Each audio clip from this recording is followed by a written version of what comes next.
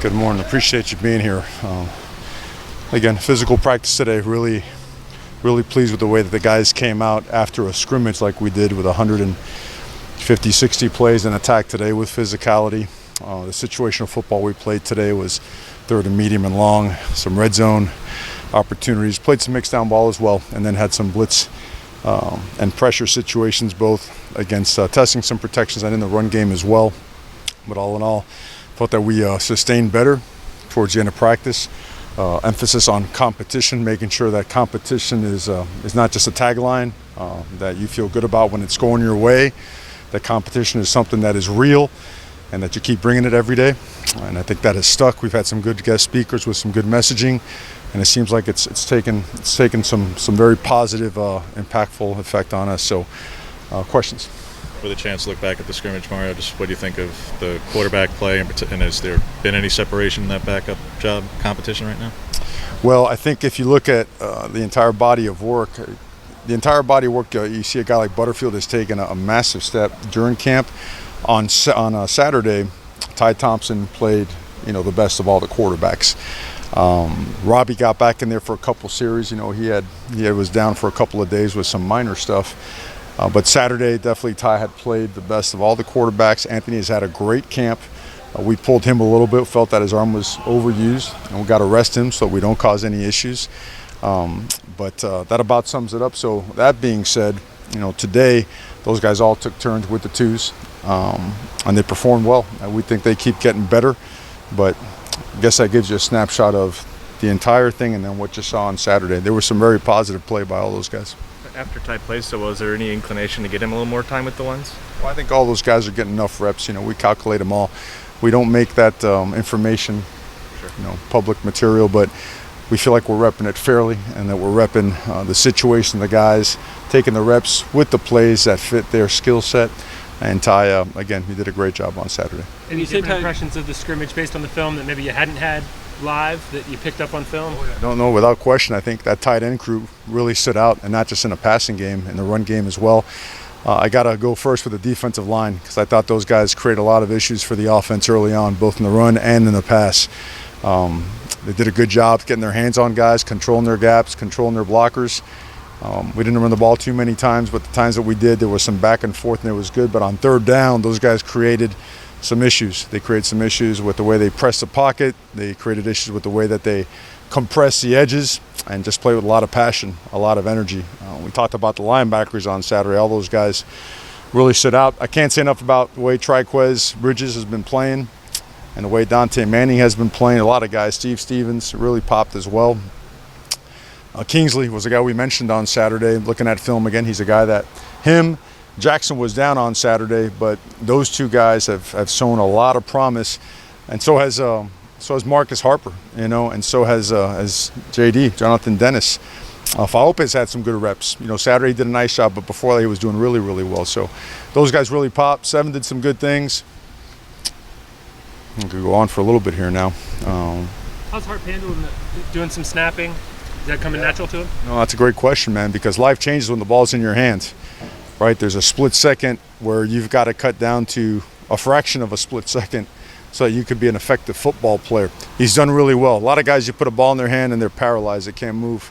He's a guy that he's so knowledgeable, he's so smart and takes so much pride that he's playing fast because he's learned the game. The game has slowed down for him, allowing him to play fast.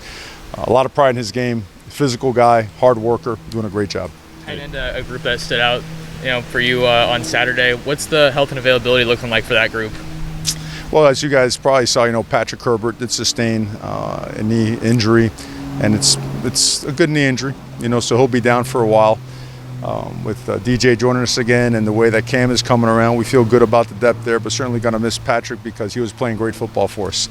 Really, after coming off of a knee injury, he had been playing really well, just more physical, running routes really well. He's always had great hands, but again, just after being here a couple of years, he was getting accustomed and playing at a high level.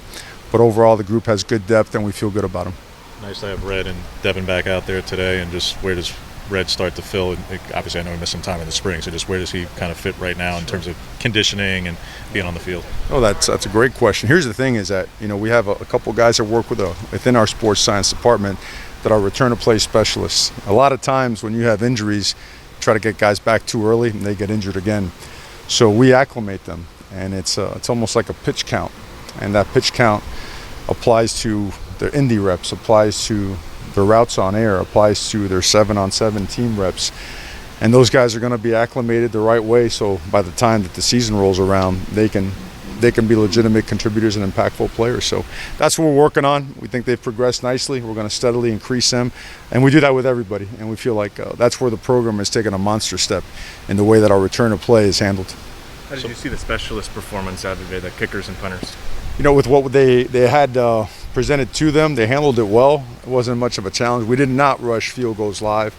Felt that we hadn't practiced it enough to actually put a live rush on there. Didn't want to just cause something that we hadn't practiced or prepared for. I think Tom Snead's had an outstanding camp. He has, and you never mentioned Karsten Battles because he's so on point. And when you mention him, you're like, probably not a great thing. Well, in his case, the guy's always done really well.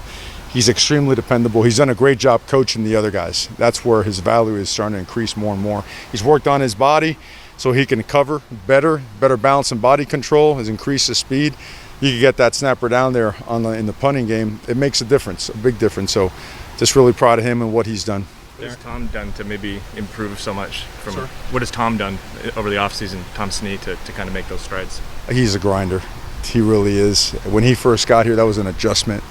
Making sure that two-step thing was something that at first was as foreign as can be for him, and he can tell you, I was all over him like there's no tomorrow. It was rough, but Tom is a resilient guy. He's I'm not sure the fastest way to get to his house, if you fly east or you fly west, I think you get there at the same time. So he's come halfway around the world to be here.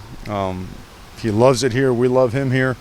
He just grinds. He's a perfectionist, man. He's a master of his craft, so you expect a big season out of him. You had the guest speaker in over the weekend. You bring in former players and a lot of high-profile guests. When you go in to schedule those, what kind of goes through your mind as far as the type of person you want to bring in? Yeah, it's a great question. We want to make sure it fits the culture. We don't just randomly pick a guy because we heard great things about him. I mean, you hear us say it a lot. We do things a certain way. We're very much about how you do anything is how you do everything. That means something. It means everything, and we're not going to come off of that. And in order for a message to be impactful, it's got to be genuine and authentic, and that was part of one of our speakers' messages.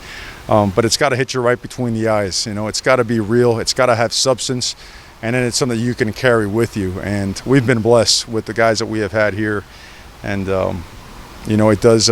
This is a one time a year where you have these guys all to yourself. There are no classes. There's always distractions, but you don't have the major distractions that come with the hustle and bustle of daily life. We're in a bubble, and this is a great time to really a barrage of the right stuff and continually just stay on it and stay on it and stay on it until it becomes part of our DNA.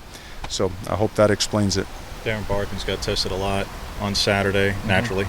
Do you feel like, how do you feel like he performed? Does he get some opportunities with the twos since he was a summer arrival? I know why he was with the threes, but does he get some opportunities? Did he earn that, or how do you feel like he did on Saturday? Oh, he's rotating in there with some two work as well. We have some nickel and dime packages. I mean, as you saw, the guy's really fast. I mean, really, really fast. And the best thing he did, I know that everybody wants to celebrate the good coverages and everything else. The best thing he did is when he got beat on a pass, is go back there and rip it right out and get the ball back to the defense. So Barkins is man, he's going to be a good football player now. He's going to be a real, real good one. Another guy with a lot of pride. You can coach him hard.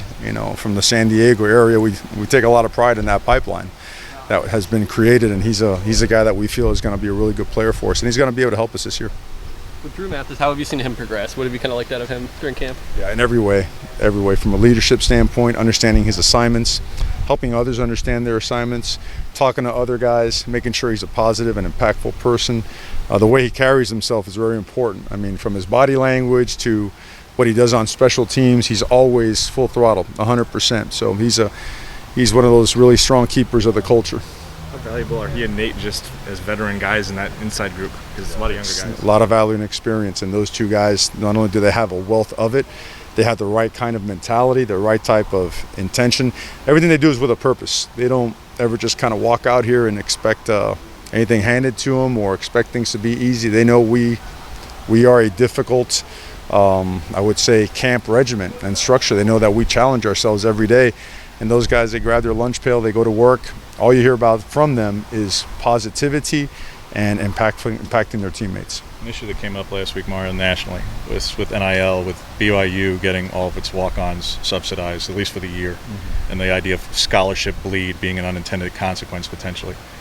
Your feelings on, obviously, players getting paid is you're all supporting, but the idea that you could have a roster now of 100, 105, 110 scholarship players and what that might mean. You've been at places where that could get rather extreme, potentially. You know, it's hard to say until I see a little bit more data. I understand what you're saying, and I could see where the concern arises. It's just these are such uncharted waters. I'd kind of like to wait and see a little bit more and study a little bit more, since we're stuck in the submarine and haven't really seen the outside world or what's going on. I wish I had a better comment and answer, but I don't have one right now. Goofy one for you, but because of you have 3 guys wearing 6 and 2 quarterbacks wearing 13. In the event of a game, I don't know what would happen at quarterback if they were both wearing that. So does rubber meet the road eventually at some of that? Got to follow the rules, so whatever makes us abide by the rules, we'll do. Yes, sir. All right, thanks, Coach. Thanks, guys. Appreciate you. Thanks, Mario.